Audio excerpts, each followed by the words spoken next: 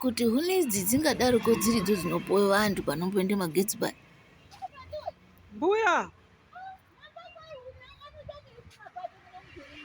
mbuya apati hapana chisiri muno, mainyeperwa kuti kwai hakuna huni hadzioneki, zvinoonekwa zveshe iyoyo.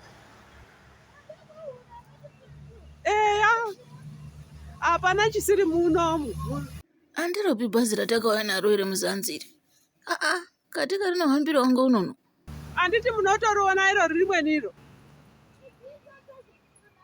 Eya ndozvitsotso zvachona zvekukundudzira zvembuya. Mbuya apati iwo imwe mwana.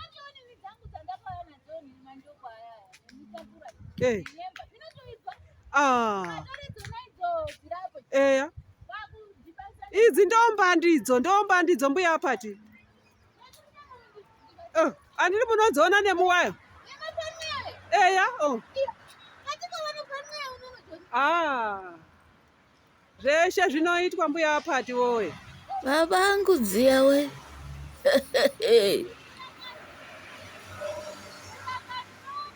Eya kuise mumuriwo mbuya apati zvakaoma zviro zvine.